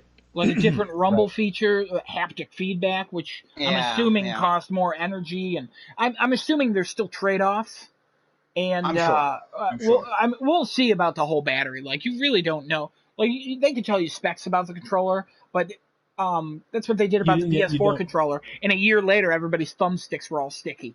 So Well, and getting back to that, and that you mentioned the sticks, and honestly, I've had an issue with the PlayStation sticks since PS3, and that dang rubber whatever on the sticks. I don't like them. They really cut down on the half life of the controller in general. I yeah, don't understand why they don't incorporate something a little bit more sustainable, like the top, the kind of textured plastic molding on the top of the sticks for like the Xbox controllers. Like I don't understand why they don't incorporate something like that onto the PlayStation analog sticks because I hate that rubber stuff. I hate it so much. It's just horrible, and that's the one thing for sure that I hope that they change, or at the very least, give us the option to switch them out into like more sustainable sticks. I hate that rubber. It's I gross. It gets mean, sticky. It's you can horrible. always I buy just not. sticks and then just take apart your controller. It's actually not that difficult to do, and there's thousands of YouTube tutorials on how to do it. I don't care enough. I'm just like, I'll play. On PS3, I actually bought, I think they were at GameStop, so this really dates this. Remember GameStop's still alive? One day everyone's going to look on this Yeah, podcast being like, yeah. oh, Nostradamus. But I bought those things like you put on the sticks and it totally improved it. I also bought the triggers for L2 and They R2 do. and They those were so do. much better. They do. But at the same time, I would like to see, like, for instance, if they are going to be charging premium prices for these accessories, I'd like all that stuff to be good to go out of the box. I shouldn't need to have to modify it after the fact with, aftermarket, No. plastic attachments in order to make the thing go better. You know what I mean? I mean, it doesn't Um, improve the controllers like doing anything. It's just no, it improves personal your preference. functionality. Yeah, Yeah, it it's a improves personal your preference. functionality. Well, yeah, I would. Anyway, but I would prefer the rubber to not melt on my thumbs, a year into using the This controller. this God of War one that I have now, it's the thumbsticks have definitely stayed way better. But also the sticker where the warranty was on the controller, where it lists like the model number and stuff, every time I play, like my middle fingers go there and it just rubbed that sticker right off. It's completely Uh-huh. gone now. So And what do you thanks, guys think PlayStation. about the possibility? Like again, this is referencing back to Klopto's question regarding the options for the actual PS5 platforms themselves. We're talking about the disc version and the disc drive less version. What do we got? What do we think about those really quick? I know we've discussed it amongst each other off camera, off chat Yeah, before, but let's can we give a couple thoughts on that really I quick? think we also talked about it in the pilot episode, so take a look Did we back talk about it there. in the pilot? I think Well, so. Yeah, okay. I'm pretty I sure we think the did. pilot episode we did. It was The one of the pilot topics or I think we wanted to. one or the pilot. I'm pretty sure it was the pilot. Yeah, I really like the option of a discless PlayStation, but at the same time, I can just go with disc and never put a disc in it, and always just have the heck was that? Genesis is um, shooting arrows no, I into the know. air because Um, he's riveted with this conversation, apparently. but No, no, no. I'm listening to the conversation. I want to get my opinion then too. shut up and let me speak. I didn't say anything. The disc, I can get the disc one, and if it's like $50 or $100 more, that's fine. I don't care. I'm like, I have a 4K Blu-ray I want to shove into that baby. Like Oh, absolutely. I I think buy the same thing. movies. I buy movies on disc. Games, I'm I getting to don't the buy point. them. Yeah. The games, I'm getting to the point where I can get like 85% of them digitally and won't care. Which has changed a lot in the past like 10 years. But movies, I don't like getting them digitally. I still like a disc. So Mm-hmm. I don't know why. It's just a personal preferences. Okay, So yeah. Genesis, what do you controller and PlayStation? What's the goal here? The controller I like. I love the dual tone they're going for with this. I'd love to see like a reverse color, like the black and the white reversed. I think that would look cool. I'm interested to see how this haptic feedback feels because the rumble on the DualShock 4 is good, but I would love to know what like the triggers feel like. Let's say if you're pulling like a gun trigger or you're like let's say we're playing Ghost of Tsushima and you're using some of the R2 mechanics, such as the grapple. Do you feel that rumble of like him throwing that hook and hooking up on a tree and then swinging? Like that'd be cool. Um, I think as far as the options go for the PlayStation 5, it's always going to be disc option for me because I like to own a physical copy of my disc. I've had a previous account taken off PlayStation's network, and I can't access any of those old games anymore. I Mm. can't access anything about it. So if I Well, were to because ever lose you're a that, cheater. So no, um, no, not really. It just has to do with me getting games in a non. in a Uh, cheating way, you cheated out the system. yeah, we'll go with that. Okay. Um, so I would always want a disc console, even if it is $50, $100 more. I think I'm fine with that. Although I would like to have more memory in the console versus just the 1 TB. I believe I would want to have at least a 2 TB in there. Even if I have to purchase it on my own, I would prefer that. And if the faceplates are removable, that's pretty cool too. I would like that. It would be nice to see modification, like with a wider range of like actual Sony branded parts. Like if that was like the base model and the base like ambition for the PS5 controllers, that would have been a cool thing to launch with. But again, that also undercuts the potential for the recurrent spending on replacement accessories for the inevitable breakdown Yeah, as and the Sony, generation goes on. if you're Yeah. listening, Sony, and we know you are, pro Yeah. controllers, make that a thing. Please give me a pro controller. I would Yeah, I would It I would I love would that. pay would a be premium nice. price for a nice custom control. If I can customize a controller and I can put like the infamous logo on the touchpad, come on, man, let me do it. The Let me do it. customizable controller options. Why have they not? I know they have many colors Also, of the we PS4, have but PlayStation Pros, but no Pro controllers, and the Pro controllers are Xbox. What? You need to make Pro controllers and call them Series controllers. I'm just saying, it's PlayStation. The internet would respect you. oh yeah, yeah, Hmm. I would agree with that. There would be love. There would be love. The Series Just X, to Series O, Series Triangle, and the Series Square. So that's controllers you make. Hire me, PlayStation. I got you. There you go. to go back to the original question because I don't think I had gotten Giuseppe's opinion, or maybe I did. I don't remember on what your thoughts were on that Series S as far as. I didn't say anything about it either. Oh, I'm sorry. I thought you had said No, something. no, I'm no, sorry. Go we ahead. no, I think, no. I mean, really, the only thing I really said about it is that I'm glad that they put out what seems to be a cheaper option for at least, getting a little bit involved, although not having the full functionality of what the next gen is going to offer. But I mean, we'll see what that brings. I mean, I was just saying, it's like I wish that they would have all of the pricing for everything that's going to be coming out simultaneously. Just get the information out there. Start So let building your me hype with real numbers and real integration.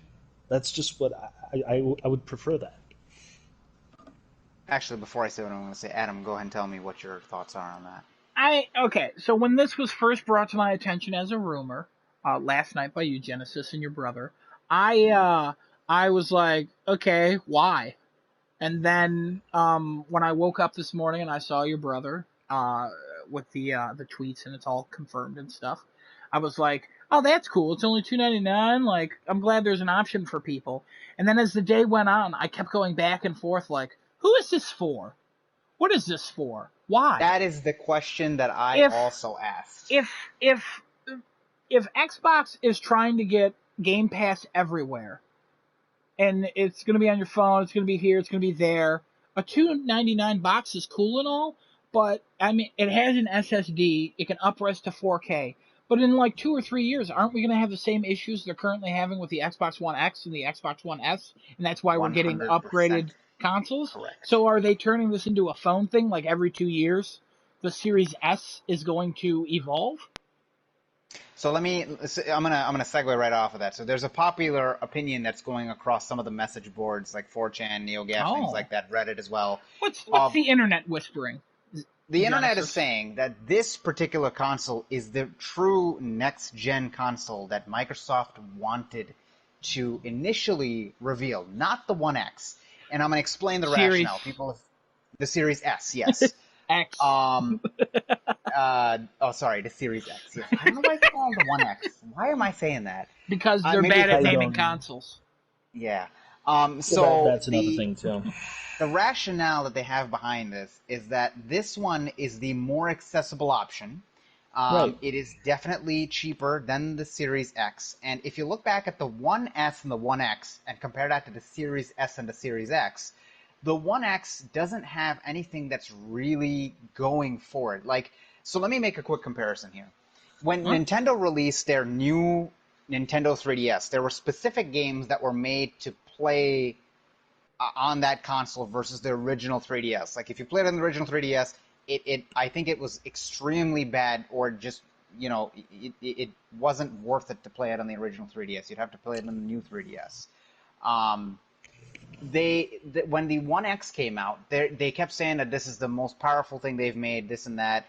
There was nothing ever done with any of the games that were like One X enhanced. Even if they were One X enhanced, there was nothing that defined them that was different Well, from that One S. And that's then now, because they didn't have any like AAA exclusives that really showed. Like they had some like Forza and all that, but so there was here's the thing. nothing that showed that. So Yeah, so now they're going over to this generation, and a lot of people are making the same comparison. They're like, the games that they've shown are not they're not 1X enhanced, nor do they need to play on a 1X, series. because that's why they have the the Series X. God, a stupid naming scheme. Um, the I hate them with their naming scheme. Name is something different. It's very difficult following what you're saying, but somehow I'm still Ah, keeping up. thank you. So they're saying that none of the games are Series X enhanced, and everything can technically be played on a Series S. So why wait this long to reveal this console if this was the one that you wanted to show us in the first place? Because obviously, this is the one that's going to undercut the competition in terms of price. This is the one that's more affordable to people in this certain time period. And this is also able to play any of the Series X games. Like there's no what's the word I'm looking for? There's no differences in between. Even though that's a Well, 1440p console, it's still gonna do what the Series X can do, but the Series X just doesn't have anything going for it. Where on the PlayStation side, they made comparisons with that. They're like, PlayStation is saying to you, hey, pick whatever console you want. It's going to play the same. It's going to play any game that we put out the same. The high performance that you want on there. Just if you don't feel like buying discs anymore, buy the digital version. If you want to if you want to have physical copies, just buy the disc version. Um, you know, there's a lot of I think cannibalism going on Microsoft's side between the two series consoles. And second is they're very confused on who they want to market to, because initially their whole thing was, we want to market to the hardcore gamers. Then you release this and you're like, I don't think they okay. ever did really want to market to the hardcore gamers. I think But they were they marketing the Series X as the most powerful thing that has been ever in video game consoles. This is the most powerful console that you can buy. yeah, it Who is. else would that Which market is to? well, I mean, they made it and it's coming out, but I don't think they ever intended for that to be the flagship console. I don't. The Series X you're talking about. Yes, the Series X. Also, the Series X, the Series S, and the Xbox One consoles, they're all supposed to play the same games for 2 years, according to Microsoft. Well, hey, if you don't want to upgrade now, I gotta these do a are all fact going to check work on what because I I want just to said. see. or No, no, no, no. On oh, between the One X and the Series S, because I just actually thought of something. If they're saying for 2 years that you're gonna be able to play the consoles, I mean the games on all three, what is the difference between the One X and the Series S? Not the Series X, but the One X and the Series the S. Series S has a solid state drive. And it does it's 4K upres. I don't think the One X is powerful, but it's not going to have like faster load times or anything. It probably is stronger. It's not much stronger, but that solid state drive should do a lot for it. And I think that's really what the next console generation is about. That solid state drive. The solid state, yes. Yeah, What is it? that's what everyone's building off. Oh, faster load times, faster everything. It's gonna be so fast. Oh, it's gonna be so fast. Until a couple of years later, when we add so much to the UI that it's not gonna be as fast as it once was, but it'll still be faster than your PS4 because you'll turn on your PS4 and you'll be like, "What the? This was so slow. How did we ever survive?" Because that's There you literally what go. happened with the PS3, and that's how time And works. that's why they discontinued the One X 1 terabyte console. Okay. Yeah. Okay. So So this has I, got 6 teraflops versus what does the Series S have? The Series S I thought it had has 4. how had then okay, so now here's my next question. I don't know Again, how this doesn't teraflops and all that were. I don't know if an SSD somehow makes up for the It's just teraflops. higher I don't I know. don't think it performance. does. It, I don't think it It's a does. The I teraflops is don't the know. horsepower of the console. The SSD is basically like the transmission, if you want to so quote unquote think. The I don't know how engines work. So you're not speaking any language I understand. Hmm. I'm not. I'm gonna have to pull up a digital foundry video eventually when they make one on the Series Oh, S. let's yeah, yeah. But That's like, what. so Yeah, that's what I'll I'll wait put it in the for. easiest terms. If the One X is technically more powerful, yes, it does have a HDD than the Series S. How would the games that are expected to run on the Series X run even remotely better than the One X? Because you can swap out the One X's HDD for a SSD, and wouldn't you have a more powerful console at that point in time? No, the Series X is more powerful than the One No, X. versus the Series S. I mean, versus Series S. Dude, you really got to get better at what you're saying, because No, because you did I said not say that? Series X. You said Series X, not Series S. Oh, maybe the way I sound that Okay, it sounds like how it's about an we call S. it the SS and the XX? Oh, nope, I can't call it that. No. Hold on. The little So white, the stereo. The yeah, the stereo in the stereo versus fridge. the old VCR. Yeah, the So VCR, the stereo, in the fridge. Got it. okay, so the VCR, if you replace the VCR's HDD with an SSD to now be on the same level as the boombox or whatever Uh-huh. um, Wow, you already screwed this up. yeah, I already screwed this up. Um, Yikes. wouldn't you have a more powerful console with the old VCR? I would assume not because I'm sure it's more than an SSD. But again, I don't know. You're asking the wrong human. Hmm. So, I'm not gonna lie. So I'm gonna go ahead and jump in here at this point in time okay. and say that while we've been discussing, the hardware about the Xbox Series S for a little bit now, my eyes have definitely glazed over its head, and so,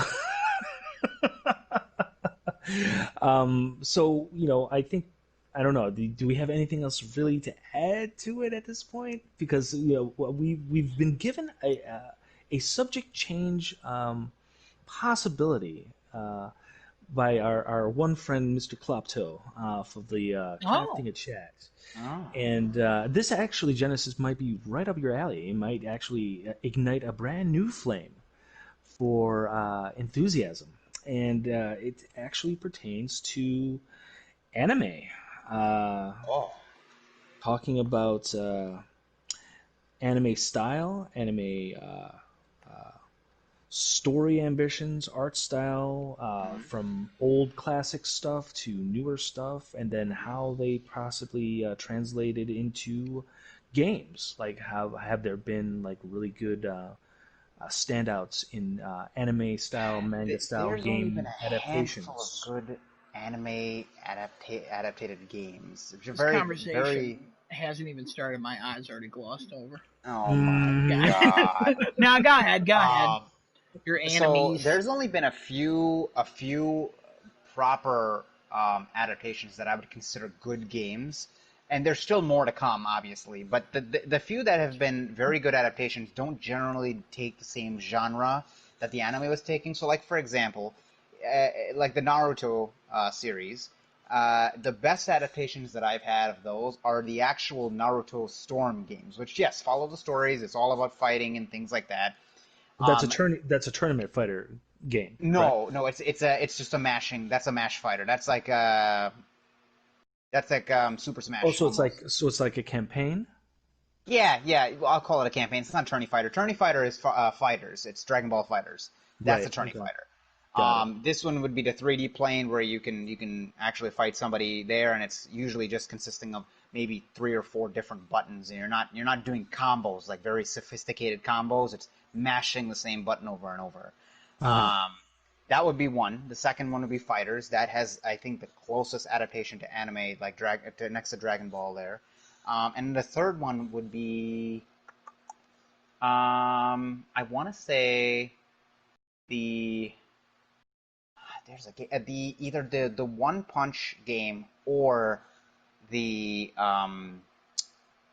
My Hero game, but those two are not as good of adaptations as the first two that I mentioned are. There are Okay. other anime games out there, but those two are like the pinnacle because they've copied almost the same style from the anime. It's almost like you're playing the anime. Hmm. I was really a big fan of the Xenoverse games, Xenoverse 1 and 2. Yeah. I am a fan of the Dragon Ball series in general, um, and I really liked the ability for the game to allow the player to create a unique character within the Dragon Ball universe, with a storyline that's unique to the game. And granted, it does a lot of the same things that, quite frankly, several of the Dragon Ball games in recent history have done, which is, going back to play and replay some of the iconic confrontations and storylines from the anime in the past, but with the game player's input into that conflict, into that battle, and it does do that a little bit ad nauseum. But I really like the ability to that RPG element to building the look and the combat style, the combos, the special moves as you unlock them through the course of the game. That was a really cool thing. But I got to tell you what, though, for both of the Xenoverse games, your character creation options, at least when it comes to the look, style, and scale of the character you create, very limited, very, very limited. And that's probably one of the most disappointing parts of those games. I really love the diversity of the move sets, though. They eventually give the player to create a character that can achieve different levels of Super Saiyan, and then you can use that to do your Super Kamehamehas and all your really unique move sets. That was all really cool, but I really would have loved to have seen a little bit more diversity in terms of like the types of characters you could create. I guess it's too much of an ask to have that. Hey, can you give me Skyrim levels of adaptability for my character creation in a Xenoverse I, game? I don't Yeah, think you're gonna that's be too like, much to ask. I mean, that's a fair ask of something like Dragon Ball. You have so many endless abilities in that game. You have endless amounts of customization with hair color, the way they look, the race. I mean, there's now more races introduced with Dragon Ball well, but Super. that's the thing. They could though. This is They another thing could. they could do. Like the whole like Saiyans. What they had Saiyans, humans, Nameks, Frieza, Hmm. and they had Boo They can race. introduce the That's the it. Like, The what God of about Destruction's race, the Angel's race, things like that. or we could scale it back down. Like we could, how about like one of the what about well, I don't know about how interesting the Zarbon race was, Sure. No, no, that's a or the fair one. Ginyu Yeah. race, you know what I mean? Absolutely, Or absolutely. how about androids? I mean, androids have a Androids different would be a skill good set one. from humans. I Fantastic mean, one. like, but these are things that I mean, again, I don't know what the ambition for anime games are, other than, and then Genesis, you pointed it out pretty good, pretty well at the beginning. We're talking about like how many of these games actually want to reproduce the effect of the anime, either the series or the manga. Like how much do they want to do that versus how much do they want to do their own thing that just works as a game. You know what I mean? And I don't know, that speaks to the ambition of the game development of some of these anime games. I feel like not enough of them are really pushing the envelope in that regard. Like There's a they're not specific reason why they don't. okay. And it's Do just tell. because the same company will continuously pick them up no matter what. It's always Bandai Bandai Namco. Namco. It's Yep. always CyberConnect. It's always some no-name company. Whoa, a little bit of a It is blackout there. yeah. Hmm. It is always those guys. If you gave, let's for example, you gave Sucker Punch, you gave Insomniac, you gave people like them a chance at a crack at like maybe a Dragon Ball type of game, I guarantee you would have a top-notch game pop out. And even Dragon Ball Kakarot, which sold actually very well throughout this year, despite everything else, despite coming out right before COVID. It sold well. It was a different type of Dragon Ball game because it was more RPG style, where you have leveling up, building your character. It's not a create your character; it's just you're building one of the same, like Goku, Vegeta, Gohan, and somebody. And that stuck and resonated very well with people. Where they decided they wanted to go for that, and I didn't think the sales for that game was actually going to do anything, and it ended Right. up doing fantastic. But I feel like if somebody else really picks up the mantle for these anime games, like there's an Attack on Titan game that's out, and that just it's okay. That game could have been monumental in like creating this very amazing feeling of like this giant titan coming out and wrecking the entire area, and you're this tiny little human on the ground that you got to zip line up to him, take out his nape on the back of his neck, and just it's very difficult to get those types of studios on board because even though there's a giant fan base behind the anime games, the track record of these anime games just are not there. I think that's Hmm. why they don't ever pick up the mantle to say, "Oh, let's go do this." You know what I'd like to see? Uh, I'd love to see uh, an anime adaptation game of Death Note in the style of Persona. Oh, that What do would you be think? good. That would be That kind of would be interesting, yeah? fantastic.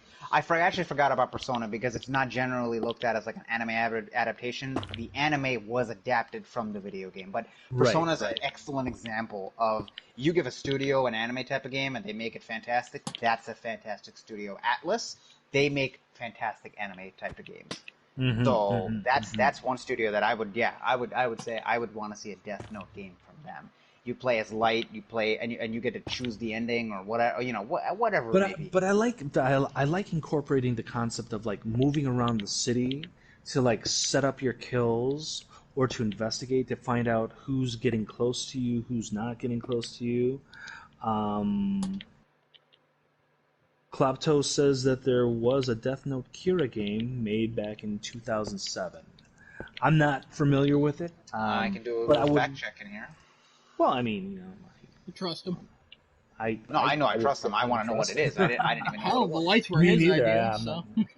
Yes, it was on the. It looks like it was a DS. So not a platform that is going to give you a lot of versatility for like Yeah, not no. I would like to see yeah. that on a major console to give you a lot, like a Yes. diverse range of gameplay options that specifically speaks to the things that make Death Note the series as an anime series interesting, and that's all about the investigation, the mystery, the setup of kills, the lore, incorporating the lore of the death gods. All of these things are yeah. There's a lot of potential to make for a really interesting kind of game there. But again, it requires ambition from game developers to say, hey, we've got a really really interesting IP here that presents a wide range of possibilities, not just for a narrative experience, but just for a playing gameplay experience. Let's see what we can do with this. But it takes a lot of vision. Sometimes people like they're very very stuck in their medium, whatever the entertainment medium is, and people who are like very very good at game development, they only think it possibly sometimes in terms of game mechanics and what works for a game, as opposed to kind of like applying things that have been used in different types of games and drawing them into a different style. And I would think that Death Note would be one of those IPs that could really benefit from some unique gameplay mechanics and storytelling. And I feel like something along the lines of an RPG, like a Persona, uh, kind of like it gives you a lot of like. I think that would be a great starting point to start like pitching an idea around. I think there's a lot of potential there.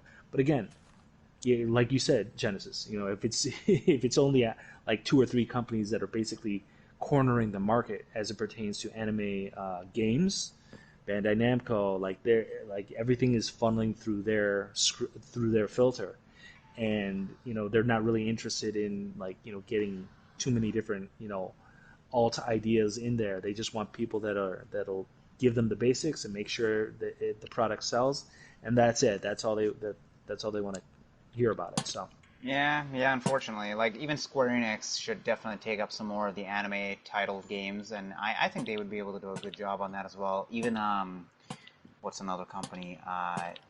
The guys, the guys who've been doing all the remasters, is it Toys for Bob? Is that what they're called? Yeah.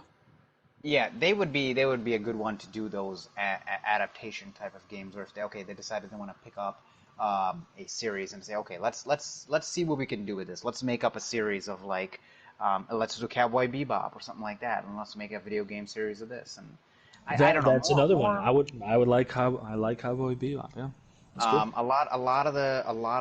Unfortunately, a lot of the franchises just don't get picked because of that reason of every anime game that comes out just doesn't sell as well as they want to, unless you're Naruto, Dragon Ball. That's it, really. Even Well, but Bleach this is the doesn't even thing. sell I that think well. I think I think. Don't get me wrong. Yes, the actual content, the source material of the adaptation for a game is definitely going to be like either your number one gateway to the new product, or it's going to be the number one thing that pushes people away. Mm-hmm. However, if the gameplay offers a level of diversity that transcends the IP, what I mean, where to the point where the IP is kind of like just the garnish of the experience, and it's the Mm-hmm. gameplay, the different kinds of things you can do in the game as a player. That if that is the thing that drives the product, I think that can overcome all other deficiencies or any kind of hesitation like gamers might have. It's like, oh, well, there's this new obscure anime game that came out, but I've never heard of it, and it doesn't look like anything interesting. But they say you can do all this cool stuff in it, so maybe I'll give it a shot. Gameplay will always that is your number one thing that will sell a video game. So Gameplay over everything else. I Over feel everything like else. there was a game that tried to do that, and I believe, if I'm mistaken, it was called Code Vein. That game tried to be the Dark Souls of anime games and says, okay, here's all the things you can do, and let's incorporate this style of gameplay into this. And I think it did all right. It didn't do anything spectacular or exceptional, but it did all right. But it did not draw in that adaptation piece where like it looks like an anime style. It looked very cell shaded, which is typical of most low budget anime games. They're all Yeah, just cell shaded, and they're yeah, they're they're 3D models that look, you know, however they look. Not the yeah. manga type of like Dragon Ball Fighters or Naruto and Ninja Storm, or even there's another fighting game that recently came out, Kill la Kill. Hmm. Um, where that one was very close to the anime looking as well. More of those, more of those type of games need to come out where they're as close to the anime adaptation as possible. I think that's why Kakarot even like shut down with me, where I looked at Fighters and I looked at Kakarot. I'm like, why does the game look so garbage? Right. There's mechanics, but it just doesn't. It doesn't get me excited to be like, oh, I'm gonna. And I'm not an attorney Fighters. I picked up Fighters though because of that, and it just even the attacks, every single thing in that game just screams you're playing the Dragon Ball anime. And that's what drew me in. Same thing with Xenoverse, even though Xenoverse does use cel shaded. The attacks and the customization and all that stuff and playing things outside of the normal story and changing the storyline, that was what drew me in. So definitely. So yeah, I didn't mean to like lose Adam there for that entire segment. I know I did a little set design, so yeah. Certainly, Klopto definitely appreciates your efforts there. And I'm there. I know. I'm in your chat. Got it. All right, it's all good. So yeah. Anything else you guys want to toss out there? I mean, you know, I'm not trying to wrap it up. I think we got a solid another 15 minutes if we want to toss anything else out there. Oh yeah, rumor of the week. Yeah, rumor of the week. What rumor of the week? Okay. What are those internets whispering to you? All right, so I actually just looked one up. So one that came in the last hour. This is the last hour that I've seen here. Oh, we got a spicy rumor. Apparently, there is a leak of how much a expansion for an Xbox Series X SSD would cost. Oh. A 1 terabyte SSD expansion is going to cost $220 according to this leak. So to expand your console's memory, the exact same of what you bought it, it'll be almost half the cost of the console, or $90 less than a Series S. Oh my. Yeah. Oh yeah. Does not bode well. Internet is not too happy from the leak that I'm reading here, and it doesn't. That doesn't bode too well. It's proprietary, I mean, so they're SSDs are also like super expensive. Technically, you can get them cheaper though. Like the Western Digital Black, which is very close to the PS5's SSD, because it's an NVMe 2.0. You can find those for under $150. Yeah, but they're still considerably more expensive than their standard HDD counterparts. Sure, but as time is going on, they're just coming down in price. They're not spiking back up.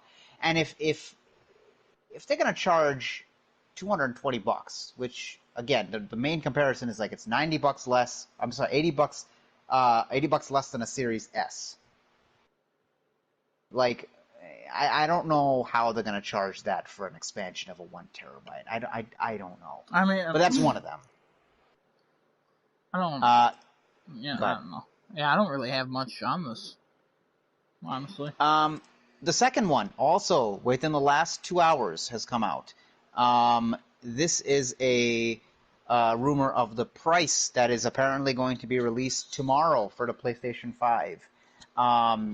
Rumor is saying $449 for the disc version and $349 for the digital version. November 13, 2020. Those are prices I can definitely get behind and in front of. Back up, back down. Yeah. This is a trending tweet at this point. Got about 18,000 views on this one. I don't know how many retweets this one has. But this one is one that just popped out, and they were like, "Yep, that's one of the rumors." Who's the Twitterman? Let's see. Part of a who is this? Saltiest Gaming. This is he's got something on YouTube here. I don't know how big he is on YouTube, but he's got something on YouTube here. Salty. Saltiest Gaming. Yeah, Saltiest. But yeah, and then the third one that I have here is closer to Nintendo's side of things. So apparently there is a leak from Nintendo Alerts, which is saying that we are going to see a remaster or remake of a Pokemon game coming. And the exact quote was, and to think that people complain about the Mario remasters, when they see the Pokemon thing that's coming, they're going to complain even more. So those are my rumors of the week so far. If I would be happy to see a remaster of Pokemon, specifically the Diamond, Pearl, and Platinum series, because those were actually very, very good games. Those were exceptionally good. I would love to see a remaster of those. Does that mean I'd buy a Switch and get Pokemon? No, I don't think so. But I would love to see a remaster of those. There you go. I'd love to see a good There's some Pokemon rumors. game, you know? Yeah, because Sword and Shield is garbage. No, all of them are. Crystal's still good. Crystal, Gold, Silver, the pinnacle, I think, of the franchise. Yeah, you know, if you haven't convinced me, I don't think it's good, you know? That's my rating. That's a good one there. That's a good one. That's how I rate them, so. My goodness. On a scale of good to crap. It's a very small scale. It's either crap or not good. crap. No, not crap. Come on now. That's ridiculous. You're right. So. Well, I'm going to follow up those rumors of the week with my phrase of the week. And the phrase of the week is definitely going to be save your money. Because 2020 is definitely the year of financial instability, we'll just say. And with the launch of these new console generation hardwares and companies like EA, 2K, Activision talking about hiking the price of games $10 for the brand new threshold for new software releases for this new console generation that's coming up, doesn't bode too well. Doesn't bode too well for your pocketbooks. And while gaming has definitely continues to be a good bang for your buck when it comes to entertainment value in terms of like the amount of enjoyment and time that you can get out of the dollars that you put into it, it is not an inexpensive hobby No.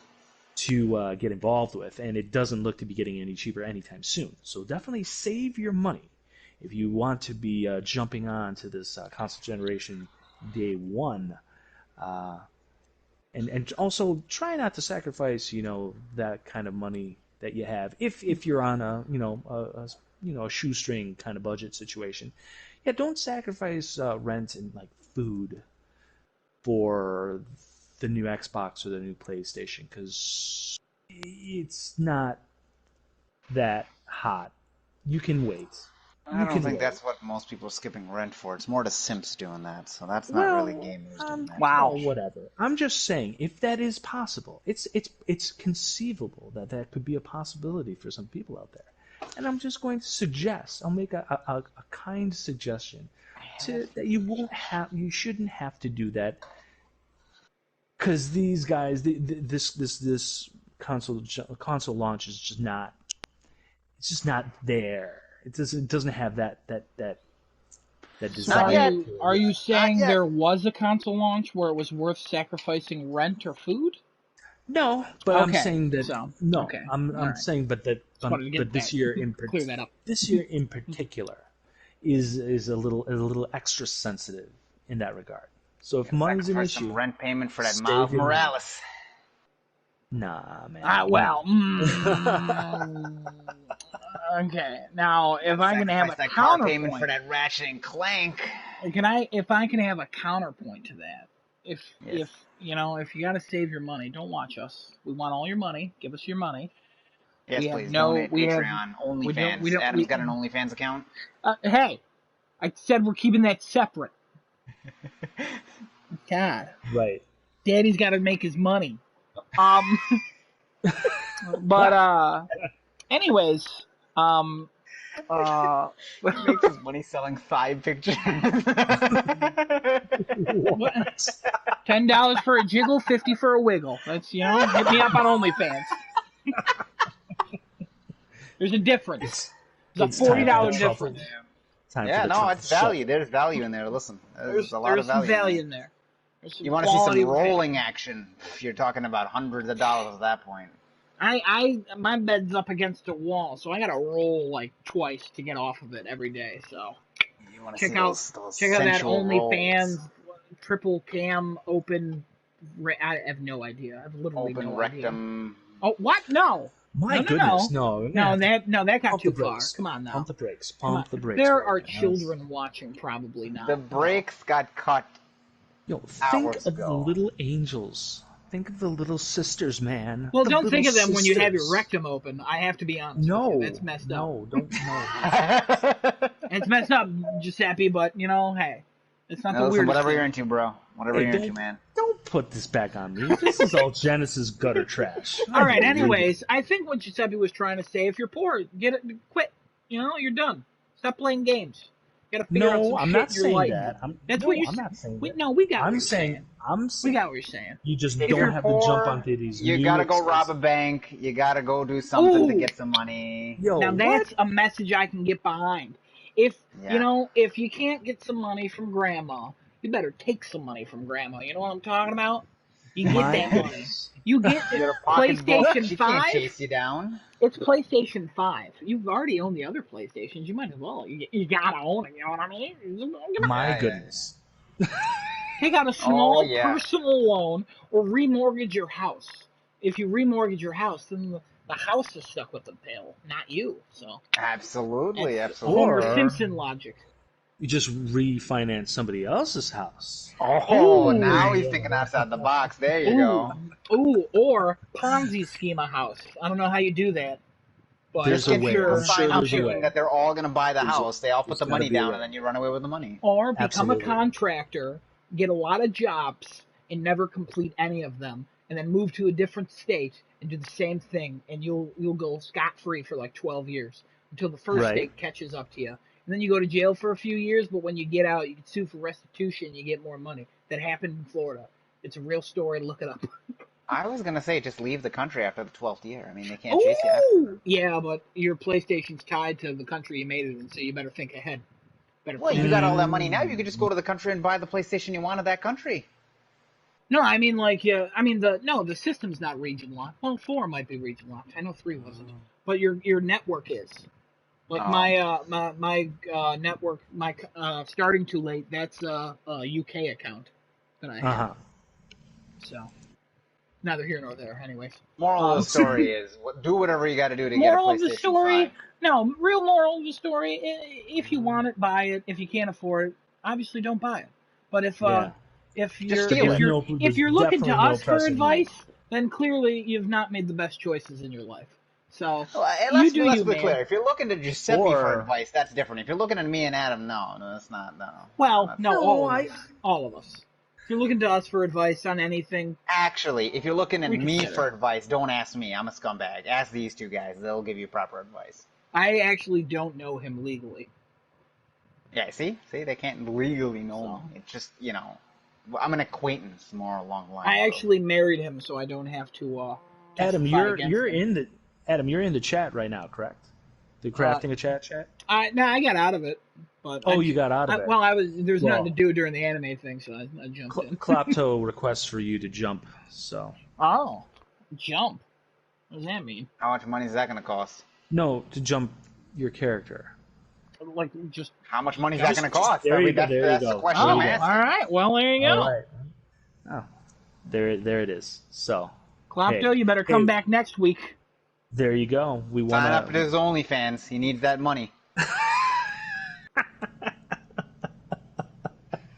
Wonderful. Hey, Thank we aim to please on crafting a chat. Yeah. It's all about delivering a quality entertainment experience through the form of ridiculous conversation. The big man jumps. That's funny. Big man jump. Stairs fall down. Building later says, ouch. What? All right, Giuseppe, take us home. Well, I think that just about wraps us up.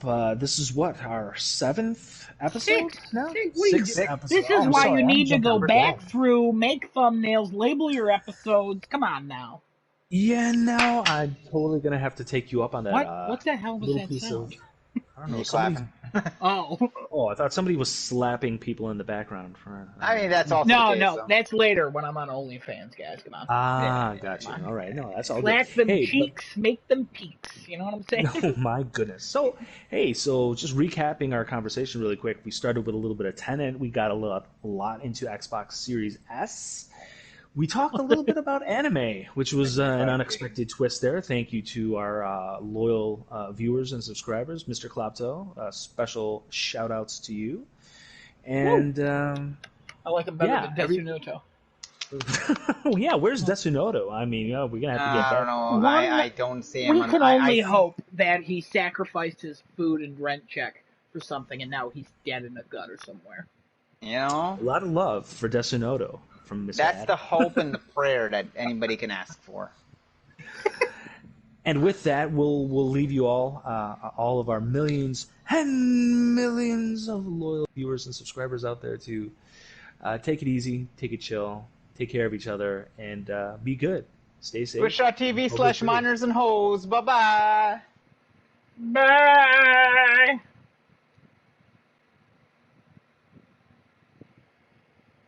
Yeah, I liked it.